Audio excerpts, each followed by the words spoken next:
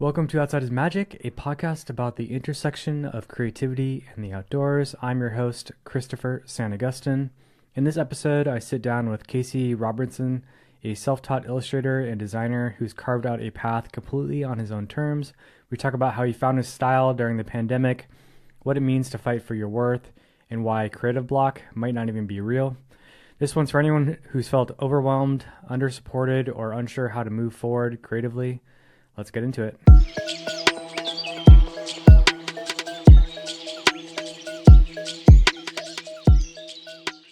I'm just kind of curious on how did illustration, design, art kind of come up in your life? I was at it from an early age, man. I just was always drawing, just a kid who could draw stuff. Like kids in class would ask me to draw things for them, you know. I get super obsessed with cranking out a final product. Like even as a kid, I wanted things to be like I had a certain sort of image in mind. Then so there was stuff like G.I. Joe, He-Man, like all the cartoons that sort of were the first kind of real inspiring visual art that I was seeing where I was like, oh, that's artwork. You can make that. And then I kind of got older and found like Thrasher magazine and would see, of course, the tons of amazing skateboard graphics out there. But what really caught my eye at the time was like Pushead. I don't know if you know him. He did No. his most famous work was maybe some Metallica, tour t-shirts.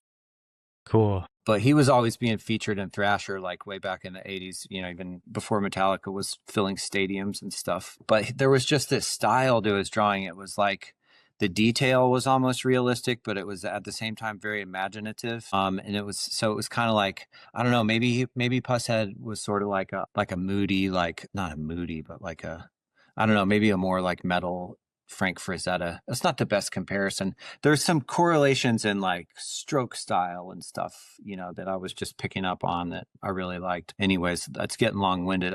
It just got in me early, man. And then so no matter That's cool. no matter what I was interested in, I was sort of keeping an eye really peeled to the aesthetics of what I was interested in.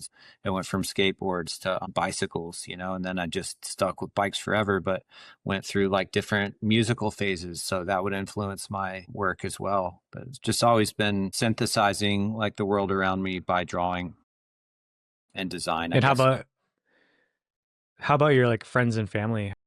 How did they kind of show up when you're discovering all of this? I don't want to say I was totally like unsupported, but I was pretty much, this was like a very solitary undertaking for me always. I never had like pals who I drew with. I had one kid, Stephen Nichols in elementary school, and I'd go to Stephen's house and we would just like burn through paper, me and him just trying to come up with some cool like motorcycle or car or whatever. But Yeah. I never really, I don't, if I did and I'm leaving somebody out by skipping over it, I feel bad, but I don't really, it was always just sort of my own pursuit. Yeah, that's cool. You were talking about, I'm sorry, what was that guy's name again? The artist? Pusshead from Thrasher. Pusshead. Yeah, Yeah. yeah. Yeah. It's spelled all together, Pushead. Yeah, that's super cool. You were talking about his style, and I'm kind of curious. You have a very distinct style. At what point did you kind of develop your own style? Man, I feel like honestly, really recently, I think, I've always been, I think there's something about like what I do that I hesitate to really call artwork. I don't really consider myself an artist. I really believe that I'm an illustrator and that like the things I'm doing on some level, man, it's the gift that I have. It's what I can do. So I do it to make money. And I think that makes me really lucky. But also, I don't think that really unfortunately grants me the liberty to treat it like art, in terms of how Hmm. creative it is or isn't. But it took me, so I was always mimicking things, to like try to like get the product that people were going to like. And, I think a lot of us learn that way by mimicking, whether it be like trying to learn a trick or how to make something, we kind of need to like see it and process it in that way. But I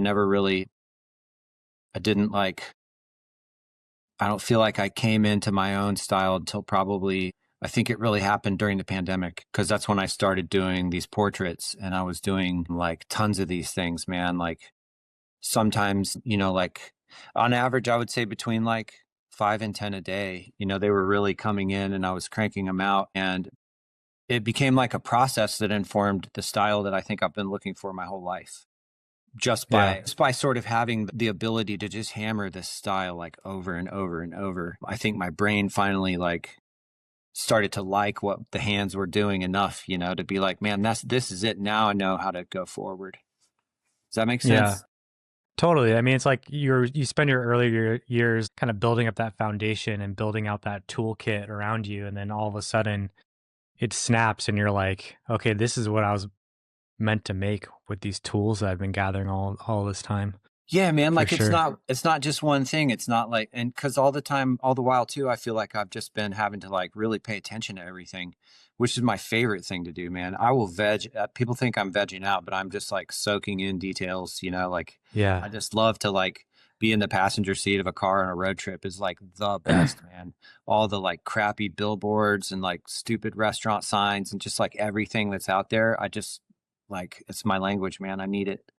So being Yeah. able to like figure out what it is I want from each bit of thing that I've been seeing my whole life, like you know, because like for a while I was so pumped on like who were those dudes from Texas? Land. Do you know Land Design? Yeah. Yeah. Yeah. Yeah.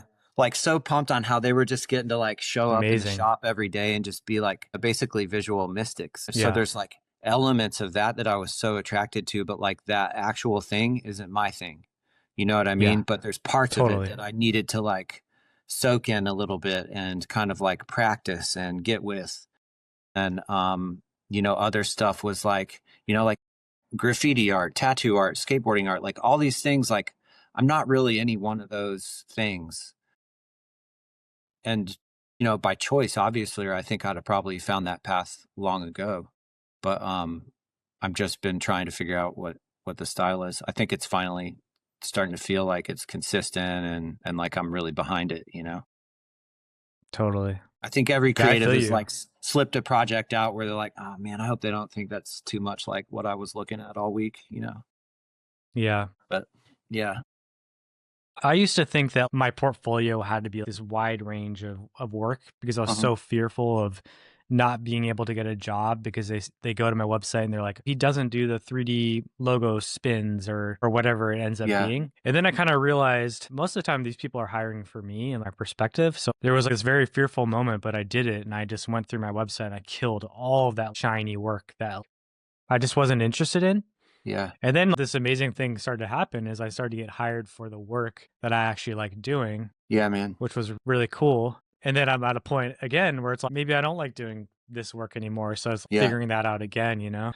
I think there's a responsibility to like anybody in their game to like just progress. And that might be the thing about life, you know, like what is it if you've done it a billion times and it just isn't changing, you know? I don't know. I guess that's fine. I'm not trying to judge people, but I'm just saying also that like I don't know, maybe just for me at least and other whatever. I'm not that special, but like you gotta progress. I just think it's really important, you know?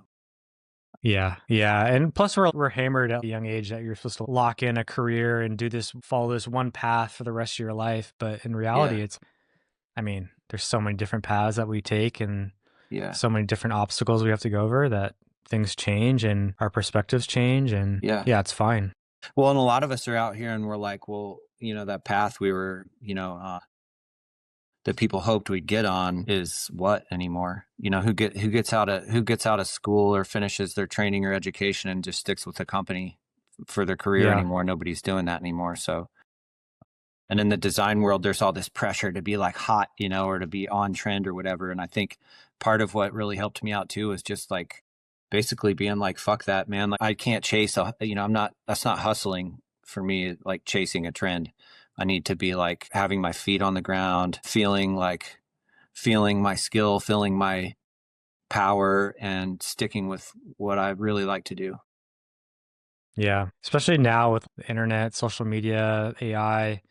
I feel like we're going through this phase where like, there's so much noise and there's so much stuff out there. Being in our position as creatives, figuring out a way to really stand out and be ourselves. I think other companies and people that will hire us, I think they value that. It's just finding them for sure. Yeah, finding them. And then do you find there's any challenge once you found them or they found you in like kind of like keeping them where you are instead of like we have this culturally ingrained thing about like customer service, you know, you've got to like the customer's always right type of stuff. But I think like a lot of people are learning that they're not right. And that's why they outsource like a creative to lean on them. But I'll still get sucked back into that thing where I'm like, oh man, I got to do everything they're asking, or it's a failure. Instead of being like, hey, team, wait, like there's a good reason to do it this way instead.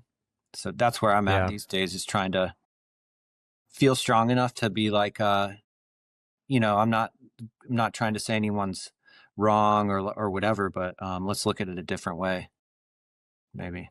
Yeah. Has there been a time that you can remember where you had to really fight for an idea that you really thought was worth fighting for? Yes. Yeah. It happens 33.3% of the time, I think. Yeah.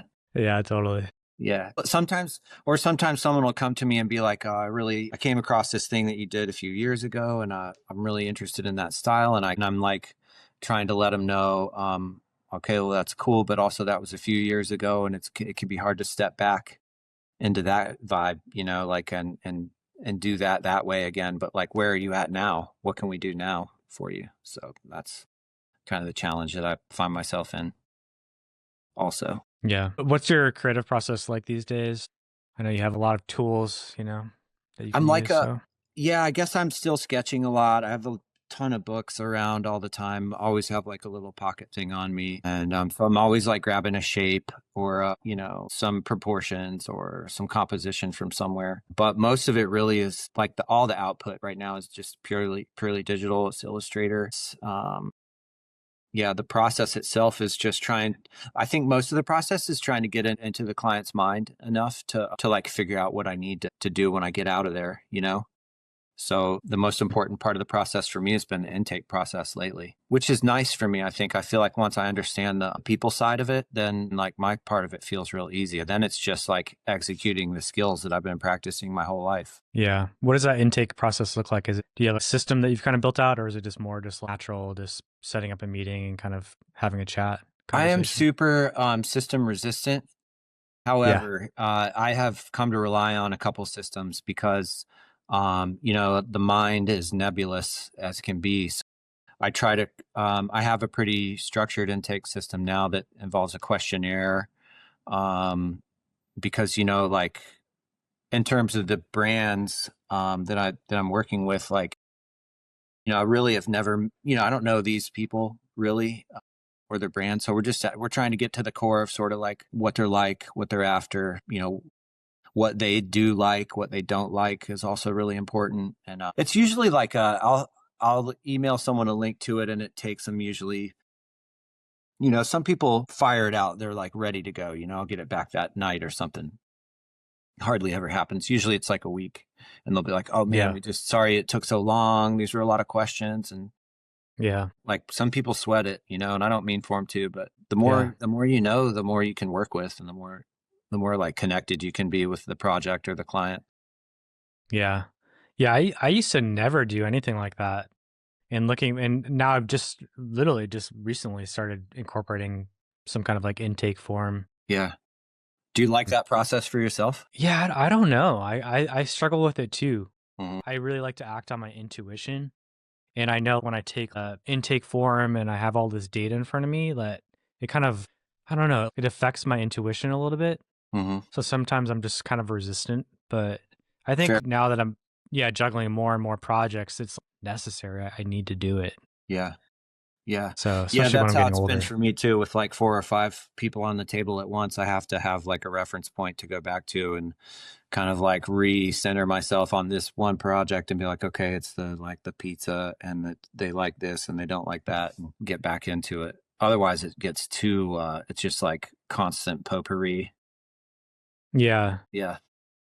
What I've been enjoying recently, which is, I don't know if this is taboo or not, but having a conversation and then getting a transcript of that conversation and inputting it into ChatGPT and having it analyze it and kind of like pull out all the key information that's really been a game changer for me. Mm-hmm. And I'm pretty curious to see how I can start incorporating that into my professional work, because it really catches these trends and these key words that are really hard for me to capture when we're just having a call. It's pretty powerful. Have That's you pretty fair. experimented at all with that? Say again. Have you experimented with that at all? I messed with some chat GPT for some communication, like, yeah, to leaned on it for communication before. I think I'm good at like creative stuff, but I'm not always good at like the procedure, the logic, Mm-hmm. the organization. And I did find it to be very beneficial in those regards. It was a situation that had gotten pretty thick, and it really kind of got me out of the mud, so to speak. But yeah, I haven't incorporated any sort of it into my own kind of like synthesizing of the info that I'm receiving. But it seems like Yeah. that it's powerful in that capacity for sure. Yeah, I think for creatives, I think that's where it's going to become a superpower because Yeah. it takes that work that necessarily we're not really stoked on doing, right? We don't want to have to look through that intake form and figure everything out. We want to, get our hands dirty and be creative and work one on one with the clients. So like if you have this thing that can kind of take care of all that data for you, and it's kind of cool. Yeah. Yeah, man, I feel that. I think, yeah, it is a big sort of, it's almost like I resent the, development of it and the reason I resent it is because I think it's thrown out here to all of us to sort out the ethics of it all, Yeah. which puts a lot of us at odds with each other. It's not really our battle to fight, but it really does. It really is such a powerful tool, and I think like power has like benefit and it has detriment, so it's hard for me sometimes to figure out shit, man. What, it's like, yeah, it doesn't seem like our battle to sort out whether it's ethical or not. Yet here we are, and so Yeah. we have to, are sort of increasingly being asked to stand on one platform or another and say, this is what I'm about, when really it all happens so fast that like, dude, I don't even know if I'm about this or not. Yeah. So I think that's where I'm with the AI. And, I'm very conflicted.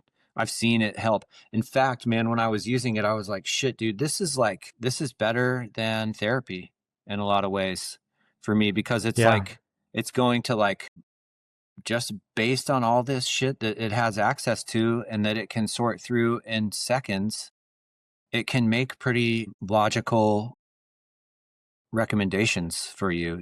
I think, Yeah. and then again, man, not like I shouldn't say it's a new thing. I mean, 1984, you had like Data and Star Trek, and you had like all the artificial, intelligence and all this stuff, I guess, has been knocking on the door of our minds for a long time, but nobody's ever had access to it Yeah. like we do now. So yeah, we're all Yeah. out here just like, it's the future, or it's you're the worst for using it. Yeah, it's going to be crazy. I think just as creatives, we need to be aware of it, not to use the word authentic, but I think we're in a really great place where real creatives are going to be able to help brands and companies sift through this digital noise, this Yeah. AI generated noise, and that people are going to be really craving human touch and something that was really Authenticity. made by a person. Yeah, authenticity Yeah. for sure. I think that part of it is, I don't want to sound like an egomaniac or anything, but like, I mean, you're out here on your own all the time, right? Like you're a one man show, one person show. So it's like, you kind of have to like psych yourself up sometimes and, stand in the mirror and do some karate from time to time. And, so I'm like, man, I'm convincing myself that I'm AI proof, that like in terms of what I do, what my creative output is, like, I can't be phased by AI. It's not after me, like I'm ahead of Yeah. that shit. Yep. Maybe in 5 years, there will be some AI that looks like my shit, but I'm going to already have been so far past that it doesn't matter to me. Totally. And again, I don't want to sound like an egomaniac about it, but I think that attitude and foresight and ability to base human experience, or base your actions on human experience, is what the human advantage is, So like, no matter how advanced all this, AI gets, it's not gonna be humans. And, I think it's fine it can exist. I think it can exist fine. I don't feel threatened by it. I don't like, the way that it can be sort of threatening to other artists or other creatives. I think there are some people who are vulnerable to it, and I hate to see that for them. But I would hope that maybe, I don't know, they can adapt faster than the technology. Yeah. How are you finding clients these days? And they're finding me, and I'm extremely grateful for that. Anytime I find a client, it's really, I'm like finding someone to vibe with. Really, it's like, it'll be like, if I find a client, it might be like a musician, and I will just meekly like try to slide into those DMs and be like, hey man, I absolutely love your work. If you ever want any merch or anything like that, I would love to talk. But those are like passion projects too. Mm-hmm. Like most of my musician people I'm after are pretty small P's, and they're like single solo touring acts, may not have budgets for it or a label that has a budget for it. So I wouldn't necessarily call it finding clients. That's more like just trying to make friends and contribute to a world that I really enjoy. But most of it's just coming through social media, man. People are seeing something I've done and they come holler. That's awesome. Okay, this is classic one, creative block. And then also, yeah, I'm curious on how you tackle it, because I think we all have our own ways of trying to get over the hump. And then also, when do you know something is done? I imagine in your work, especially with your illustrations, you could probably just geek out on little details. For sure. But at some point you have to say, hey, this is done. I need to move on. Yeah. Like, what's that look like? So about like creative block, a friend of mine, a fellow creative, he was a woodworker and we did a lot of stuff together probably about maybe like 15 or more years ago. But he told me that he had a friend at the Outer Banks he'd always go surf with. And he told me that this friend of his he asked him like, hey man, you ever worried about sharks out here? And he's like, I don't believe in sharks. He just said, it's like, I think sharks are bullshit, which is an amazing, like, think of like the, I don't know, just like the gumption or whatever, or just like the conviction of thought that it takes to sort of like even adopt that as your like mode of confidence. And so I then I heard many years later, these are related, I promise, but I heard Draplin talking about a creative block. And I really identified with it. I was working in an agency at the time where the work was not creative at all. And I was able to just like sail through it because it wasn't creative. It was just a bunch of squares and blips and blops. It wasn't very enticing work. But I had coworkers who would just toil, over like minor palette modifications, or am I going to round all these corners by one point, or like, all these like just minuscule little fret things. And I was hearing this Draplin thing, and I was watching my coworkers. I was just kind of like, man, these motherfuckers out here like looking for sharks all the time, like, yeah. I just decided like, I don't see the creative block. I get stuck a little bit sometimes synthesizing client feedback. I can get thrown for a loop, but I honestly work, man. And if I can't like make it happen with my hands at the desk, I just get up and I go do something else. Like I'll go mess around with the van, or, fix one of my 4 shit boxes that don't work, or go for a bike ride, or go fishing, or whatever. I just leave. And usually the solution comes like while I'm doing something else. And so I get back to it. Yeah. And then as far as like how to consider it finished, I think I often have an idea beforehand of what I want something to look like. And so as I'm working, I think I'm pretty nimble. And I think this kind of ties in with how I view this as a trade more than art. I just don't like wasting time, man. Like if I can get it done faster, and then get on to something else, then that's better for everybody. So I just try to have in mind what it's going to be. And then while I'm working, I'm thinking, am I working towards this, or am I getting further away from what I want it to be? And it's kind of it's almost like every time I hit save, I'm thinking that question, like, how are we doing here? Zoom out, like hide layers, show layers. Like I mess with it. I'm really in there. Like I'm a really active illustrator. So I just kind of like I go really crazy until I feel like it's good. And then I send it, I always send screenshots to clients. It's just fast. It lets me get out of there and send it send it as quickly as I can at the moment. And then I just have to get away after that. I like what you just said. Like, I shouldn't think of creative block as creative block. But what I find myself these days struggling with is the feeling of being overwhelmed. There's too much inspiration. There's too much stuff around me that I go to start something and I'm like thinking about a million things, and it's impossible for me to focus. So that's something that I'm really trying to work towards. And I think a lot of it is just because we have access to the internet and we can just look at a million references. Yeah, for sure. Versus back in the day, you'd look through magazines or books. How do you look Well, I'm sorry. Go. I was going to ask, do you ever, when you say you have like all this inspiration, do you ever just try to like get it out, or like, are you like sketching, or are you filling up an artboard with a bunch of nonsense, or do you try to keep it pretty like pointed?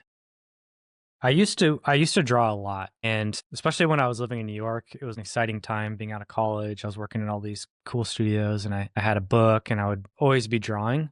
And then I honestly I don't know what happened, but I stopped. And when I started sewing recently this year, Hmm. I got it back, and it's been amazing because I'm Just like activate the hands. sketching. Yeah, it's been amazing. I've been sketching whatever, like, Yeah. different bags, and I got into using pencils again, and it's Oh, been amazing. yeah. Nice. Nice. I think we need to talk about people need to talk more about the hand chakras. All they want to talk about is the ones in the middle of the body, but my hand chakras are very important to me.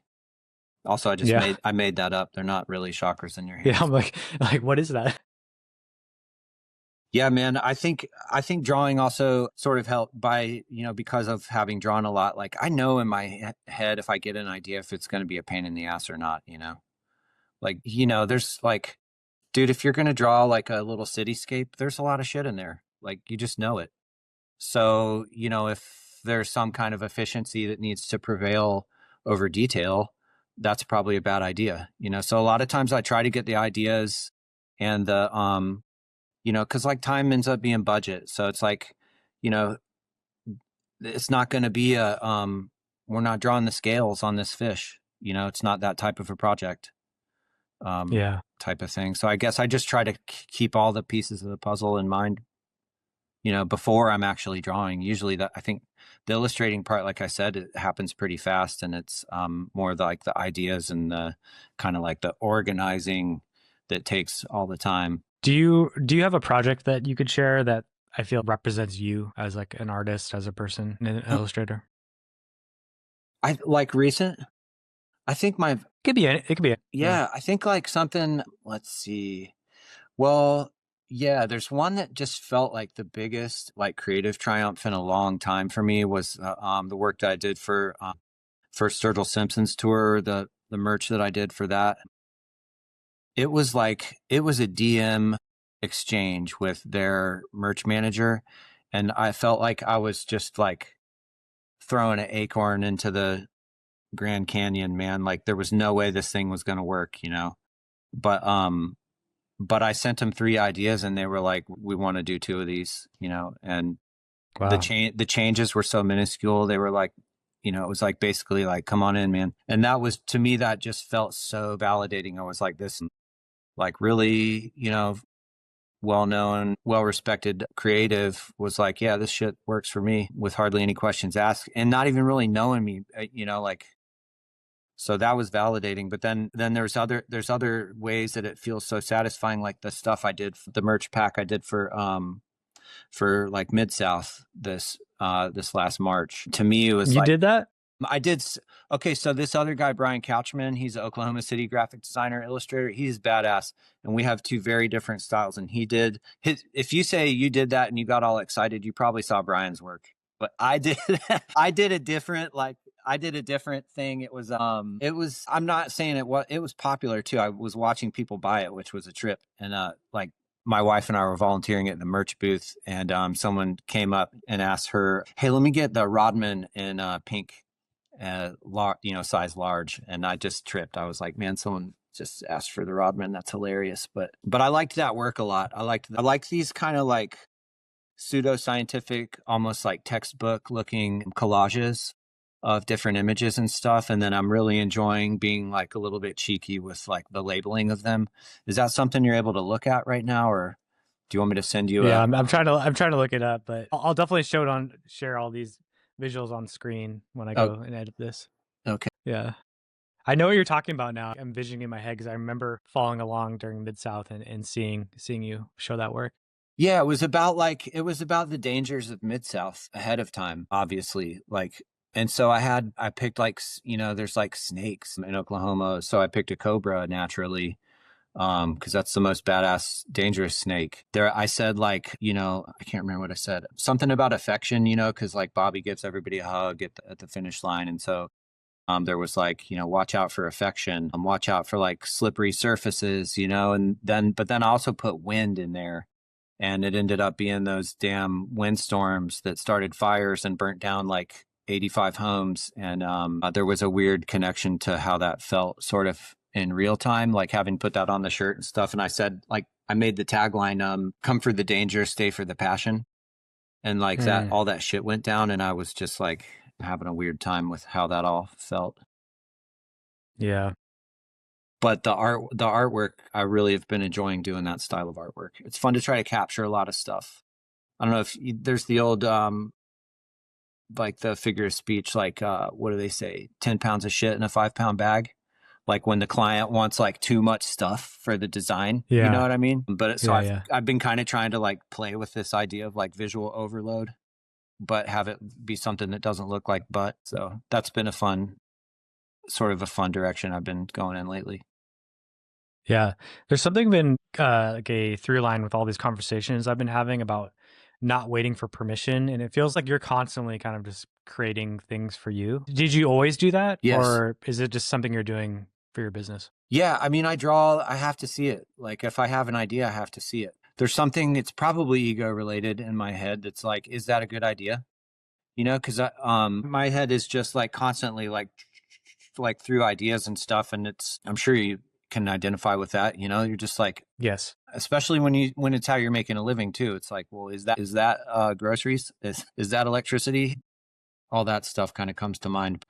I really like, yeah, man, just keeping it going. How do you juggle multiple projects?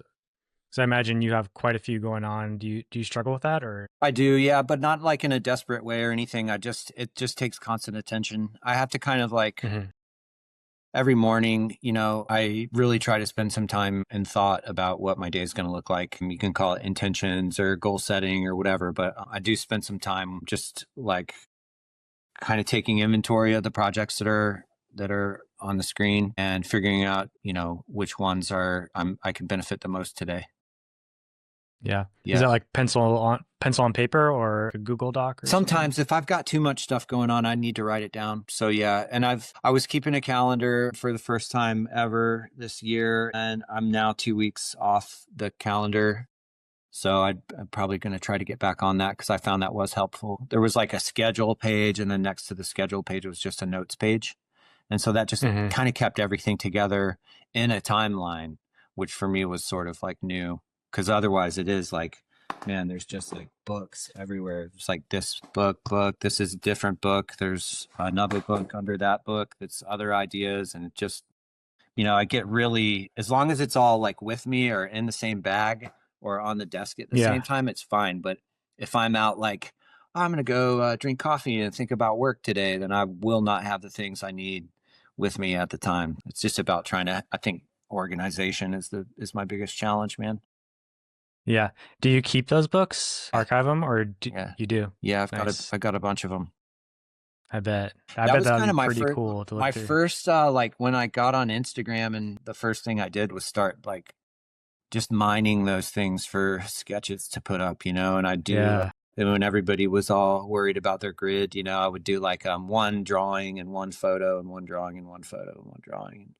Nice. Yeah, I've got just like stacks of that stuff to go through. I wish I had more of my sketchbooks from like decades ago. Graffiti. I have one when I was writing a lot of graffiti still. That's fun to go through, but I don't have too many of my like figurative sketches or I had when I was learning sign painting, like letter writing. I had a really cool book at the time, man. It had a lot of brush strokes that in it that I put in there, and just like sign layouts, and it was like an ode to sign writing. And I don't know where that one went either, but most of them I have, I guess. I am bad. I throw away my notebooks now. I love that. I used to keep, I used to keep them, and I think I just moved so much that I'm like, oh, I'm gonna get rid of these. Yeah. And now. Yeah, I don't know if it's a good thing or a bad thing, but now I'm constantly ripping the pages out. Yeah. And getting rid of things. And I don't know, part of me kind of wishes I kept them, but part of me looks back and I see the mess, you know? Yeah. And I don't know, it bothers me for some reason. So for now, I'm tearing out the pages, which is just feels sacrilegious, you know? There's just like all this pressure to be nostalgic and to have everything. And maybe that's why I'm saying I wish I had all mine still. But man, the reality I feel like is that shedding that weight probably is way better for a person. Yeah. Yeah, I think that's maybe what it is for me. But looking at your work, I bet you could make a cool coffee table book or a calendar or something if you wanted to out of all that amazing work. Thanks, man. Yeah, I think about that sometimes because it'd be nice to have like a little bit of passive income, you know? Yeah. I've messed with shirts online and a merch of my own and stuff, and it's just such a headache for me to manage the shipping, Yeah. handling, inventory, all that I fall out of it pretty quick. But yeah, a book could be fun. I'd love to do Yeah. a book. Let's plant that seed. Just put it out there in the world. Maybe a year or two from now, you can have that book. Because I mean, we need more books. We need more good books. It'd be in the nice to world, have for more sure. books, man. And I do like an art book. I like to have someone else's Yeah, stuff to flip through. Yeah. Well, I'm for open to sure. your ideas, man. I'll definitely push you on that for sure. Okay. How about the biggest mistake, the biggest fuck up you've had, and how'd you get through it? What you learned from it? Man, that's awesome. Like professionally, you know, as far as it relates to this stuff, You know, it could be anything, you know, could because be it all anything. relates. Yeah. Okay, well, all right. I had a made by Keith Bontrager single speed that I sold. That's a lingering fuck up. I wish I still wheat Yeah. bike. I can relate. Yeah. Yeah. On selling some bikes. Everyone's got the one they let go of. But man, a couple years ago, professionally, I don't know if I can call it a fuck up, but it didn't come out that great. I had a really big client and there was the possibility of maybe developing my own department within this client's company. And it could have potentially been like I could have ran this kind of creative department inside their company. And it was like it was a motion picture production company. And I was just pumped about this. And I put a ton of effort into all of my presenting with it, kind of came up with a pitch deck that I hadn't done a fresh one of in years, developed a little bit of a presentation language, which was fun, like just really put a lot into this. And then also delivered a very healthy amount of actual creative to meet their like holiday rush that they were trying to meet. And then it came time to settle up on money and my number totally shocked them. And which their shocked me. I was like, really? This isn't, I didn't think it's really that. It's not a whole lot of money we're talking about. And y'all are, it's strictly for the purpose of them being able to make money off of this merch. And I didn't budge. And what happened was I ended up budging, but without like any favorable sort of outcome. They were like, fuck this guy. We're not going to use him anymore. And I think they tried to be sort of nice about it, but it was definitely like, there's some people you don't mess with, man. And I think it's like entertainment industry. They don't give a shit, man. They'll find someone else. They will also like fail without you and not really care that much. So I think there can be like times when there's an inroad and you can miss it, And I don't think I think that was just like, I don't even want to call it a fuck up because at the time I was really pure in my action. I don't think I was deceptive or greedy or selfish or anything. I just decided to dig my heels in. Yeah. So I think I learned that I learned number one, that I can do that. Like I can dig in my heels. People will listen to you, but then they might stop listening to you after that, or you might not get to work with them again. Or it just may not go the way that you think it is. So I think, I don't really believe too much in regret. I think I'm a really good person. I live really kindly, so I'm not like worried about what I'm going to do to anyone else. But I do sometimes think, okay, well, I probably won't do that again, Yeah. Yeah. I think a lot of us can relate to that. I've definitely not necessarily burned bridges, but I've definitely had some tough times with people that I enjoyed working with and we did great work, but they just kept on undervaluing my work. And ultimately that's kind of, it feels personal, but maybe it's not personal. Tucked into also, man, is like, is this personal? Yeah. And it is almost never personal. But yeah, in those moments true. where I question if it's personal, it sometimes is personal for the other person. You know what I mean? They're not trying to say like, Casey, you are a dick, or Casey, your work is not good. They're trying to say like, man, there's like a hole in my own ego that I'm trying to utilize you to patch right now. Yeah. And so it's like, I'm not going to be that guy for someone either. I Yeah. guess. Not Yeah. a, There's definitely just this balance for sure. I think it also just comes down to being honest and open. I think I used to be so guarded of my worth or my rates yeah. and if you don't tell someone up front, then it's like, how are they supposed to know, right? Yeah, it's got to happen early. That like money conversation has to happen almost Yeah. immediately, because it's like somehow the part that is the least creative, it's so far from anything creative and awesome that like who wants to talk about it? Let's start partying with these designs. But Yeah. you got to talk about it first. It's like the third question in my intake form. It's like, what's your budget? Yeah. Which now Which is I developed a pricing structure, which I like a lot more now. So nice. it kind of just says like, hey, we can go like A, B, or C with this, and sort of here's about what you're going to get with each one and the range of what that's going to cost. So the budget Yeah. question is almost scratched. It's like, what are you after? Let's do it. Yeah. I think that's the way to do it because I mean, Jake, if you're listening to this, I'm going to get a tattoo soon, and he messaged me back what my budget is. It's been so long since I got a tattoo, I have no idea, you know. But if there was a range or a way to guide me to, hey, like this is generally how much this kind of stuff costs, Yeah. it's super helpful. And if I put myself in my client's shoes, yeah, man, a lot of them probably don't know how much it costs, Yeah. how much they should expect. Yeah.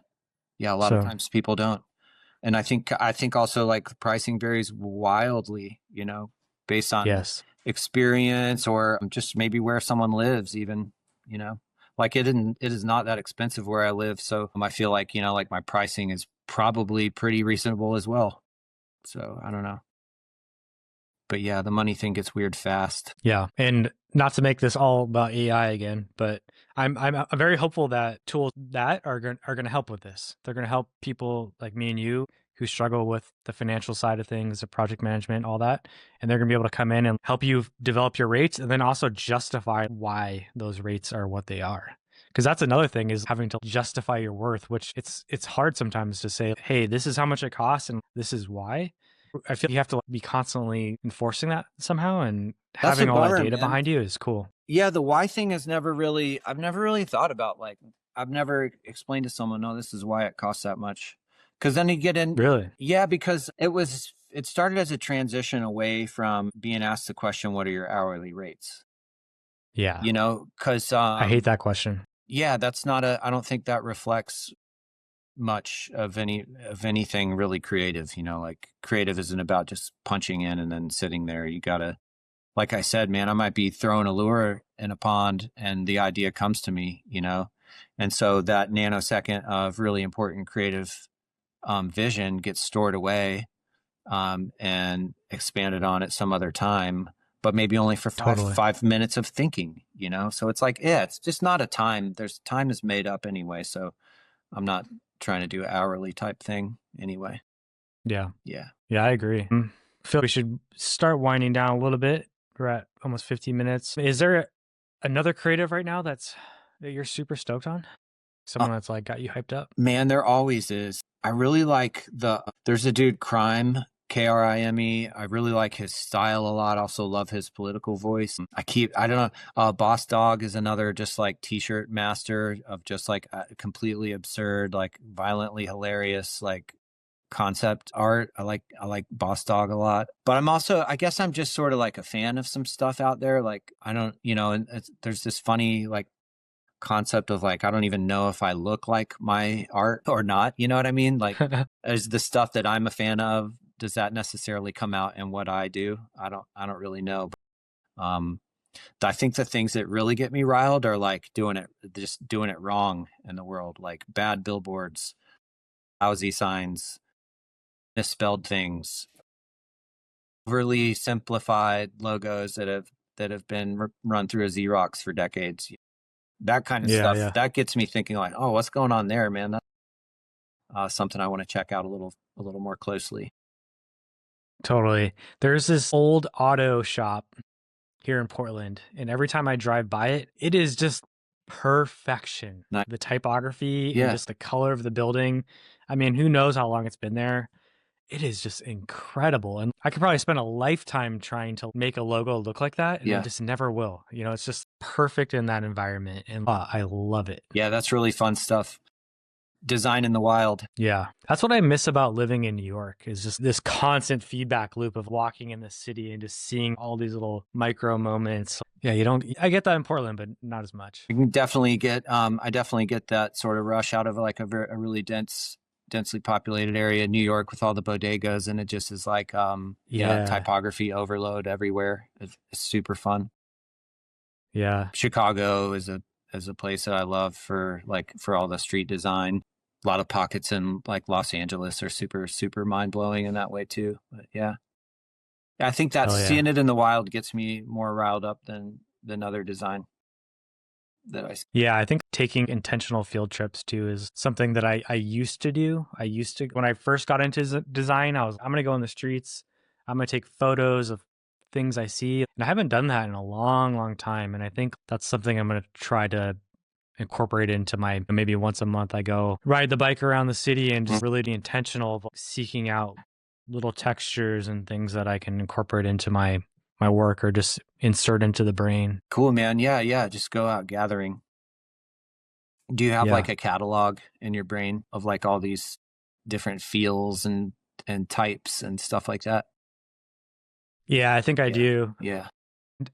I used to catalog it in my computer and in my sketchbooks, and I've kind of lost the art of that. Yeah, I think I'm trying to find that again, and maybe taking that first step of like being intentional with it will be my first step in getting back to it. Nice, man. So, nice.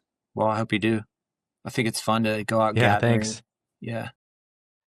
It's like creative foraging, maybe we can call it. Totally, man. Yeah, we could make like a lifestyle out of it. Yeah. Maybe during the Made Bike Show, maybe I can host like a creative foraging ride or something. Yeah, man. That might be kind of cool. That's a cool idea. I got to get out there for it. I can't do it this year, but I really want to go to check out Made. Yeah, it blew my mind. It was an overload of just amazing things. It was too much for me, to be honest. Yeah, some things are, man. Yeah. Yeah, I went into it and I was, this is too much. I felt like I couldn't give each builder the time they deserved, or each artist the time they deserved. So we'll see how it goes this year, if I can handle it. It's there that I hadn't really considered before, but you're standing in front of this person who has spent like, months working on this thing, and you're just going to pass by it, like that's. I know. That's how it is. Yeah. Though, unfortunately. Yeah. Do you have anything cool on the horizon? Anything fun you're working on? Yeah, man, I'm going on a houseboat vacation in Florida with my family in June, and we're going to be on this thing for like 4 days and 3 nights in the swamps of Florida, and I'm super pumped about that. So that's the only project I care about at this very moment, but there's work and stuff too, but yeah, I'm really psyched about that. And then because I know things will come from it, it's like it's going to be one of those input sessions for me that'll last for a long, long time. Yeah, that's important. All right. Last question. Is there something that you believe deep down that you want people to hear? It could be creative. It could be about life. It could be anything. Is there something deep down that I believe that I want people to hear? Yeah, man, this whole thing is all about love. Like being alive, being a person is about the opportunity to love and be loved. And whatever way you can find that, I totally support it. I think there was a thing, someone said like, don't yuck other people's yums. And it just really struck the core of my being to hear that. Cause like, man, like, ooh, you put ketchup on your hot dog, or like, oh, you like the Cowboys, or whatever. It's just like, man, people like what they like. And 99.9% of the time it's like, what they really love is an innocent, pure thing, And so I'm into that, and I'm trying to maybe just let that guide the decisions I make and the way I feel about things from here out. That's awesome. Well, thanks for sharing that. Yeah. And thanks for being on the podcast. This was fun. It's my first podcast ever. I'm real excited. Nice. Yeah, man. Yeah. All right. That's our show for today. If you like this episode, please subscribe, leave a review, or share it with a friend. It all really helps out. If you have any questions about the creative process or anything in between, please drop a comment. I'd love to hear from you, and I'll get back to you as soon as I can. You can follow along at Broken Coastal on Instagram and YouTube. Subscribe to my newsletter. It's completely free, a weekly dose of inspiration at the intersection of design and outdoors. Thanks for being here.